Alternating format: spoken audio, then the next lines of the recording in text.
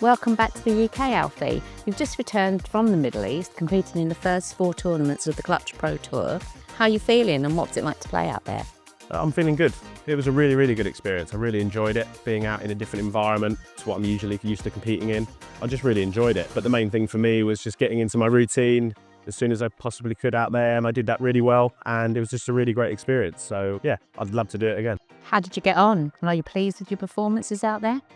First event wasn't my best result. Felt like I played better. But ever since then, the results have been getting better and better, which is nice to see the practice and the hard work over the winter working out. Just come back from Morocco on the weekend, and I felt like my performances were really good out there after a top 25 finish. So yeah, I feel like if I continue the form I'm in, I think I can have a successful 2025 season. Last season, you struggled with an ongoing injury to your wrist, which ultimately caused your season to be cut short. How's it feeling now? Will it affect your play going forward? Yeah, obviously last season, as many people know, I had a real bad left wrist injury, and it just basically havocked me playing and practicing to perform at the level I want to play at. So at the end of the season, to look at it a little bit differently with my team, we decided that I need to improve the strength and mobility and flexibility of my wrist.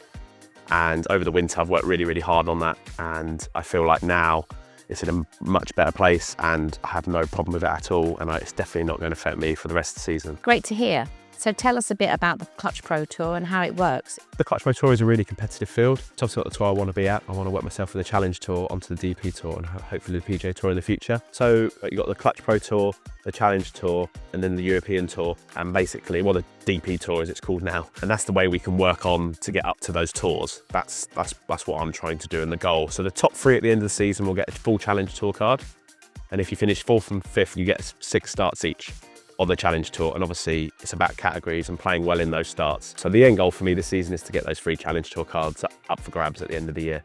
The Clutch Pro Tour takes you all over the UK, bringing a fair bit of travel with it and time away from your friends and family.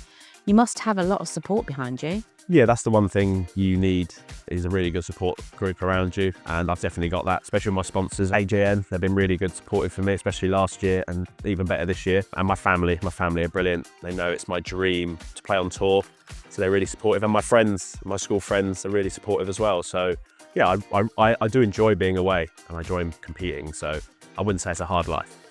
How did it all start? Why golf, and when did you turn pro? That's a good question. I get asked that question quite a bit. I'd say I was around 3 years old. There's a picture of me and my dad at Thetford Golf Club. My dad played off a 3 handicap, so he was quite a good player himself, and we used to go there every weekend. I'd chip and putt. That's how I started, just chip and putting, and absolutely loved it. Just loved to go up there. We'd go up there for most weekends all day.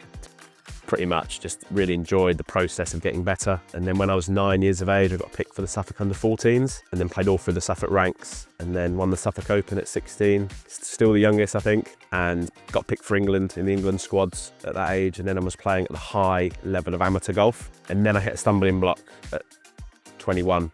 I got diagnosed with non-Hodgkin's lymphoma, everyone doesn't know it's a type of cancer, and yeah, that obviously I was out of the game for 2 years, so it sort of affected me quite a bit. On and off the course, obviously I couldn't play. And then when I got back to playing the amateur stuff, my rankings, I lost all my points because I wasn't playing. So I sat down with my team when I finished the treatment, and we decided that I was always going to be a professional golfer.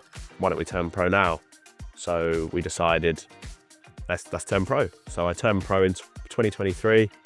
My first event finished top 5, which was quite a surprise, but it was quite good, and I played on the Clutch Pro Tour in that event as well, and they've been brilliant for me as well. So yeah, that's when I turned pro, and that's how it started really.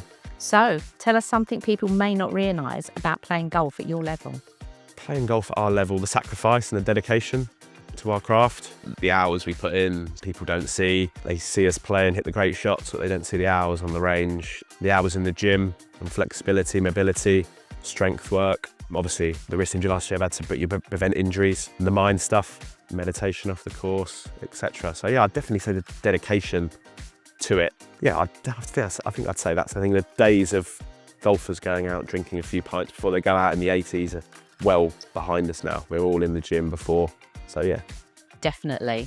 So what about any pre-tournament rituals? Do you have any quirks or unique routines that you go through before stepping onto the tee? Rituals, I'm quite sort of methodical in the way I like to do things, especially the night before, to visualise, to meditate and get enough sleep. I'm wearing a Whoop band which tracks my recovery. and I like to get enough recovery time in and an amount of sleep so I can feel at my best when I'm competing. And before I go out, I hit my same routine, stretch, and then I leave myself 5 minutes on the cutting room before I go out, and then it's go time from there. With all that work, it can't be work and no play. What do you get up to when you're not playing golf? Is there anything you do to relax and reset? Don't get as much time off as people think I do. I'm obviously working hard all the time, but when I do get time off, I like to socialise with my friends. I like to do hikes. We're doing the peaks this year for my charity with my 2 best mates and another lad I know. Yeah, and then I socialise with my family a lot as well. Quite a family person. I like to be around them, and unfortunately this year I wouldn't say it's having fun, but I'm a Spurs fan. So all of us, the family, have got season tickets, so we go out there and try and enjoy the weekend, but still it's socialise with my family. So yeah, that's what I like to get off the course. Exactly, it's great to just be with family. So Alfie, if you were in need of some structural steel for your next building project, where would you go? That's a good question. AJN, of course. Great answer. Thanks for your time, Alfie. It's been great to see you again and catch up.